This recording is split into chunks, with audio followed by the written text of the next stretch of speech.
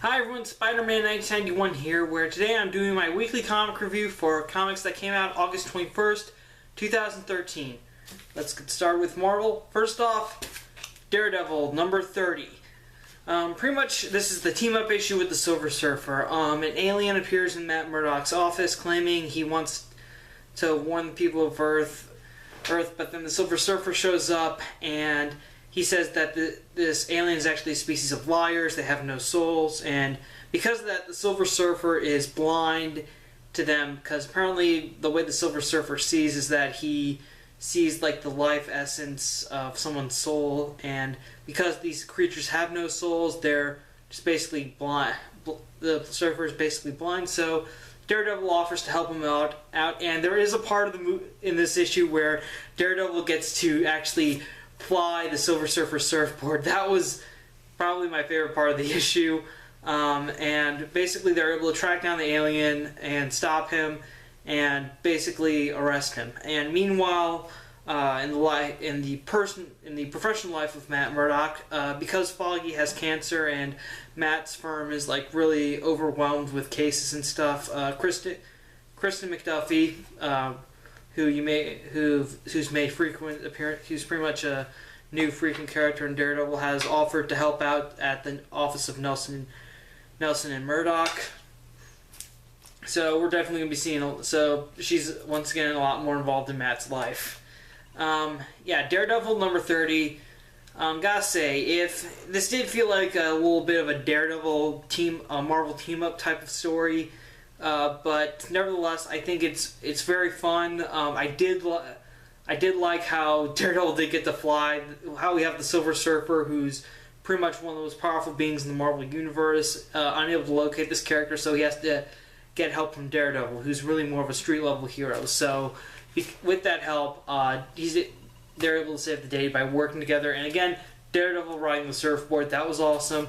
Daredevil number 30, definitely a buy. Okay, next up, a series that you obviously know that I love, Superior Spider-Man number 16, the part 2 and conclusion to the Hobgoblin story arc. We pretty much pick up right where the last issue left off, which was Spider-Man broadcasting the Hobgoblin's real identity, Phil Urch, all across the airwaves in New York City, and of course we can then have it. And of course, we're in the Daily Bugle. Robbie Robertson and Ben Urch are trying to try to calm people down, but everyone wants to take action. Like they want to reveal, call the cops or publicly say that Phil Urch is right here at the Daily Bugle. And of course, suddenly the building gets surrounded by police, and Phil and Robbie and Ben are trying to get Phil to safety, but unfortunately, though, Spider-Man is able to lock onto the tracking device the nano trackers that he scratched Phil the Hobgoblin with last issue, and call in the Spider Patrol to meet him at the Bugle. So Spider-Man arrives at the Bugle, but when he gets there, though, Phil Urch starts freaking out, and he pulls out his flame sword, which we can see on the cover right here, and he threatens to kill Nora Winters unless Spider-Man lets him go. But Nora hits him, and that's able to buy Spider-Man enough time to start fighting him, and basically Spider-Man is able to detonate the nano trackers within Phil Urch. He's able to blow them up, but it doesn't kill Phil, it just kind of stuns him, which allows Spider-Man enough time to rush him and push him out the window. Don't worry, Phil's still alive, and right after that, Phil Urch is pretty much surrounded by cops, the Spider Patrol, and he's kind of realizing that he has to do the smart thing and just surrender. And of course, Spider-Man accepts it, but he's like, okay, good, you surrendered, but there's still the issue of your sonic scream. That could really hurt people. And so he's getting ready to, I don't know what he was going to do, I think cut out Phil's vocal cords or whatever with the flame sword. But then he gets a call from Captain America, and while this is going on, pretty much every single reporter in New York is broadcasting the entire event across the country and stuff. And of course, Captain America hears it and reminds Spider-Man you're still on probation, and we really need to talk to you about all this. And so Spider-Man's like, okay, fine. And so he doesn't like cut out Phil's vocal cords or anything, but he does allow him to be taken into police custody. So back at the Bugle, though, when everyone's like trying to recover, Robbie then, because of the events and the reveal of Phil's double life, Robbie is forced to pretty much sideline Ben Urch, which I guess just means that Ben's going to be taking a sabbatical, and also he has to fire Nora Winters because basically all the Hobgoblin stories she wrote came from the footage Phil captured. So that's the end of Nora Winters' career as a Bugle reporter. And also we have two subplots coming out of this issue. First one happens like right in the middle of this. The Wraith, who's really police captain Watanabe, and police forensic scientist Carly Cooper have teamed up to try to track down where Spider-Man is getting his money from. And of course, Carly is just naturally suspicious about who he is. And basically, they're able to look into one of the Spider.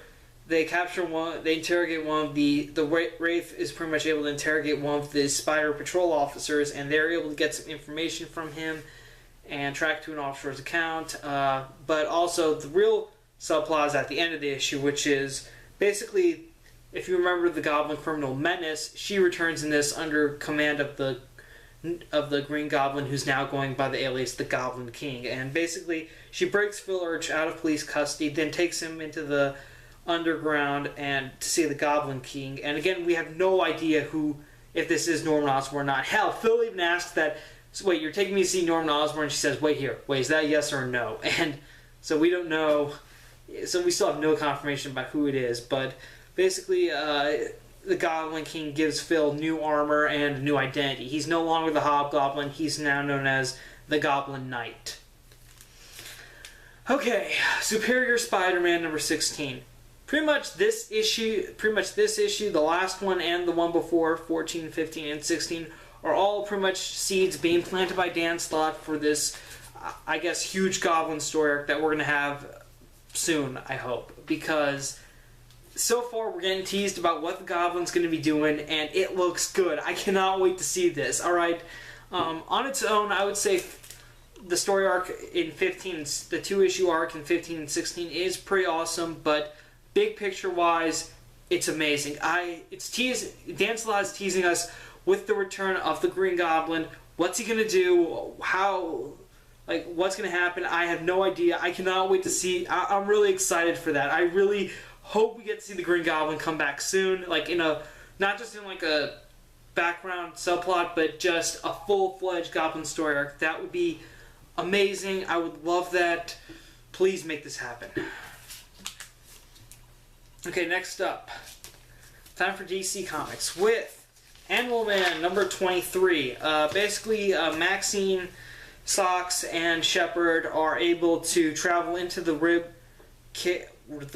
cage section of the Red, which is pretty much where souls go to be reincarnated, and they hope to find Cliff's soul and help to bring him back to life. And Maxine hopes she can finds Cliff's soul and bring him back to life. And also, Buddy Baker, Animal Man, is trying to track down who stole his blood, who they're doing. So he tracks down one of the guys who kidnapped him and tries to get information out. But unfortunately, both their plans are interrupted when Brother Blood, who's now using Buddy Baker's blood, has invaded the Red. He's pretty much... Apparently, Brother Blood says he was born with a connection to the Red, and now he's used Buddy Baker, but then it was gone, and now he's using Buddy Baker's blood to help kind of restore that connection so he can go in and take over. And he's able to do that successfully, and it's revealed that the reason he's able to do it is because one of the totems of the Red has betrayed the others and allowed Brother Blood to take over. Okay, Animal Man number 23. It's actually pretty good. I would say if you love horror comics and you love superhero comics, this is definitely something for you. If you haven't read this series, I would say at first probably borrow an arc from some issues from a friend, but overall, but if you're still reading this, I would say keep reading it because this is still a great series. It's unique. It's not your traditional superhero book, which is, I think, a nice change of pace. Definitely something that if it's on your pull list, you should keep it. If it's not, I would say probably check out a couple of trades before being sure you want to buy it. Okay, moving right along. Justice League Dark, number 23. Trinity War continues. Superman's team survives the explosion from last issue, and they're really more distrustful of Waller now because Firestorm revealed to them that Waller asked him to make kryptonite as a precaution against Superman. So, naturally, they're not going to let Waller go that easy. Meanwhile, the main focus for this issue, though, is on Wonder Woman's team, who last issue found Pandora and Wonder Woman got possessed by the box. But then Wonder Woman's team eventually starts fighting over the box until eventually it reaches into the hands of who just recently appeared, Shazam. And right when Shazam touches it, though, he gets possessed, and suddenly, like a flash of pretty much every single magical person in the DCU, and not just on this Earth, but also we get a glimpse of Earth too. Like every magic user or whose powers come from magic starts feeling this weird spark from the box. And right when Shazam's holding it, though, his costume does start to resemble that of Black Adam's, and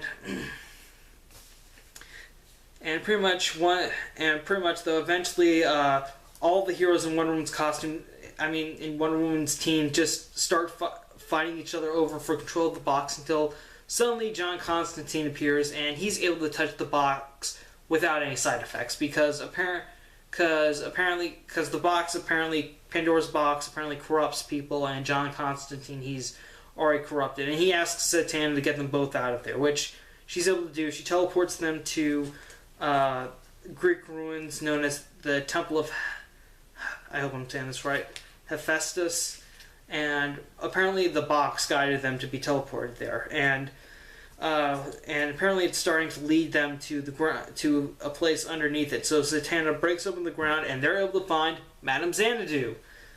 And right when they find them, though, they're immediately joined by Batman's team, who's guided by Deadman, because when Shazam grabbed the box, and there was that whole feeling throughout. Apparently, right when Shazam grabbed it, apparently every magic user or magic-based hero was like connected for a brief moment, and Deadman was able to find Madame Xanadu, which is how Batman's team got there. Then Madame Xanadu reveals to them that Pandora's box isn't really a box. It's not a prison. It's actually a doorway. And then the outsider shows up and says that yes, now it's time to open it up. And that's where the issue ends. Justice League Dark number 23. I would say a lot more is revealed about Pandora's box. To be honest, I really thought Shazam wouldn't have been possessed because the whole idea was that pure soul could not touch it, and I figured, okay, obviously, and from the beginning though, when Pandora thought the box Superman could open the box, I thought that she meant that later it was going to be that Shazam could control the box, but unfortunately, not the case in this issue. Interesting enough, though, his costume, even though Superman and Wonder Woman changed while they were holding the box, and then they changed back right when, their appearances changed briefly while they were holding the box, but when they lost it, they went back to normal. In this case, Shazam, he still had the whole Black Adam-esque costume on. So, I don't know what that means for what happens to Shazam, but so far, Trinity War, it's been an amazing story arc so far. Now, pretty much all the heroes are meeting the outsider. So, and everything's going to be concluded next week, I believe, in Justice League number 23. Can't wait to see the conclusion of this. So far, I have been loving Trinity War. I would say if you can find the other issues, great, go find them. But if not, wait for the trade to come out. Alright, now for something I really enjoyed, Batman number 23. This is the final stage of grief, acceptance. Or in this case for Batman, it's running a bunch of AR virtual reality scenarios, trying trying to figure out a way to save your son just to prove that you could have.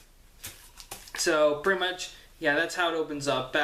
Alfred has called in Nightwing because apparently Bruce has been running various virtual reality scenarios about the night Damien was killed, so that basically Bruce could try to figure out, do something different, try to figure out how he could have saved Damien. And of course, when after the latest scenario goes wrong, Nightwing talks to him.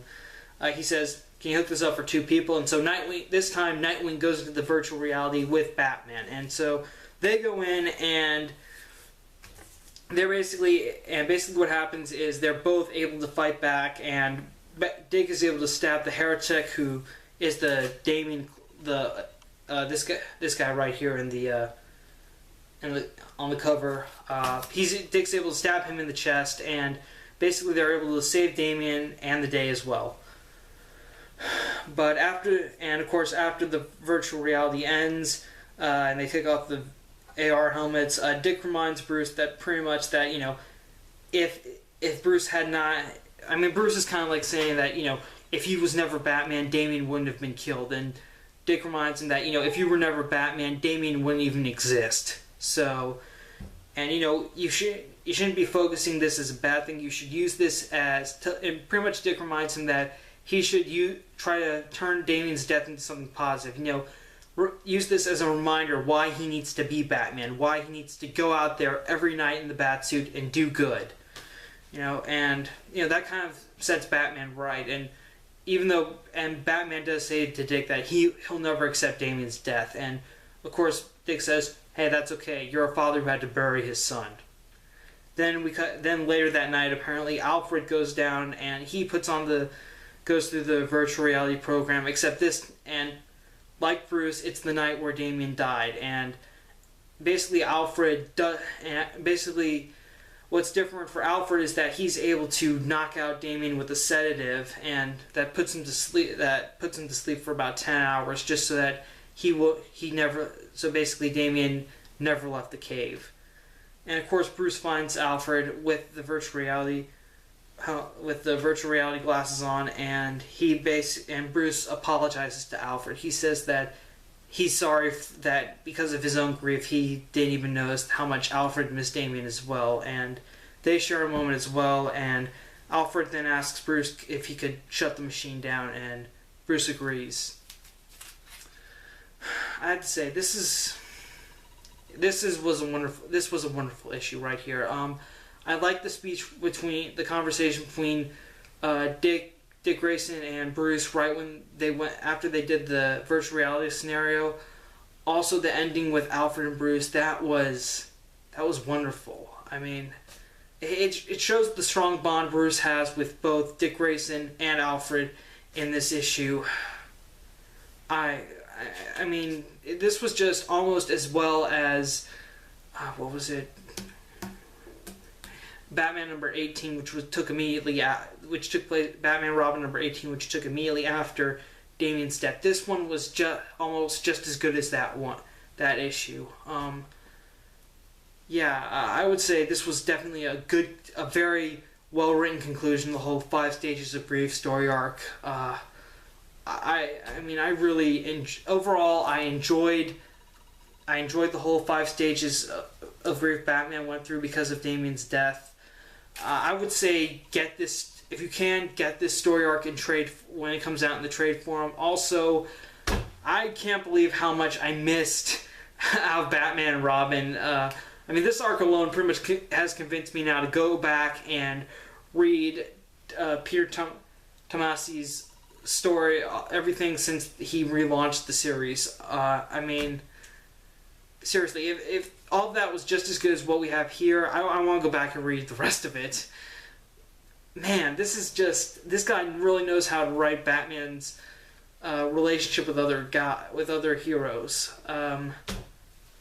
Definitely Batman and Nightwing number 23, definitely a buy. Okay, moving on. We now have Superman Unchained. Okay, pretty much Superman's still continuing his fight with General Lane and the alien they have under their control, who in this issue is revealed to be named Wraith. And pretty much during the fight, though, Wraith is pretty much able to convince Superman that he talk to Superman and like say what do you want? Superman just says that he just wants to know some answers, and Wraith says, okay, I'll give it to you. And basically, Wraith takes Superman inside the base, which is known as the Machine, and they pretty much explain like how Wraith was found back in 1939, how he's been working with the government and stuff, and how this organization, and how basically this base called the Machine is like pretty much looking at the big picture type, like the big picture type of threats, and going to take them out before they make a move. And also while they're there, General Lane pretty much gives more insight into why he hates Superman. Basically, he doesn't like Superman because Superman has the power to change a lot of things, but he doesn't use it. As General Lane puts it, he says that even though Superman saves people, he's afraid to do the tough things, like take care of dictators or warlords, stuff like anything political and stuff. I mean, yeah, so that's kind of a good point. And right when Lane's kind of going into this, suddenly there's an alert going out saying that the tech group Ascension has attacked Tokyo with several hacked Soviet XR drones. So Superman and Wraith go to Tokyo to take care of it, and when they get there, Wraith tells Superman that he's looked forward to fighting by his side, but he also says it's a shame because soon he'll have to kill Superman. Yeah, Wraith, other people have tried, they failed. And also, two subplots for this story arc. For the story, Lois Lane is able to land a deep-powered airplane successfully into a body of water, and right when she she notices this guy who has a weird crystal, which we've noted, which has been teased the past couple of issues of Superman Unchained. And also, Lex Luthor, after breaking out of prison, goes to see Jimmy Olsen. No idea why. But again, those two subplots look interesting. And overall, Superman Unchained, number 3, very great. So far, I think this is the best Superman book on the market. Scott Snyder, great writer. I do like how he writes General Lane in this issue. I like how, we get a little more explanation from General Lane about why he hates Superman, and how, it's not all the reasons we thought in the past, like he hates Superman because he's an alien, or he hates Superman because he has power. Well, he hates the way Superman uses his power. So that's very something interesting. Also, this new character, Wraith. I also think he looks interesting too because, like Superman, he came from another planet that was unofficially adopted by Earth, and he's been working with and unlike Superman, though, he's been pretty much working full time with the government. And it is interesting how Wraith has this sort of respect for Superman. He says, like, I've looked forward to fighting by your side, but he's also still committed to the government, and he says, like, it's a shame I'm going to have to kill you soon. So, I think that proves that Wraith isn't going to be a very interesting character, not just some sort of big, strong guy the government has that they hope to use against Superman. I think there's definitely going to be some more depth to him than that. So Superman Unchained, number 3, definitely a great issue. Again, Jim Lee's doing the artwork, and there's lots of action in this. I would say definitely Superman Unchained, definitely a buy, definitely my favorite Superman book out right now. That's it for my comic review this week. Here's a short little recap. Superman number 3. We get a little more insight into why General Lane hates Superman. Also, we got 2 great subplots going on. Lois Lane sees the guy with the mysterious crystal, and Jimmy and whatever the hell Lex Luthor has planned. Definitely a buy. Batman and Nightwing, number 23. Nightwing kind of helps guide Batman to the final stage of acceptance, even though Batman doesn't truly accept Damian's death, but still uses it to get back in the game. This issue is definitely a buy, and this entire story arc, when it comes out in trade, definitely a buy. Justice League Dark, number 23. Trinity War once again progresses as more is revealed about Pandora's box. I would say definitely buy this story arc when it's in trade form. Animal Man number 23. If you like horror comics and superhero comics, this is definitely a book for you. Buy it. If you're not too sure, then I'd say borrow it from a friend. Superior Spider-Man number 16. Best series I like from Marvel so far. Love it.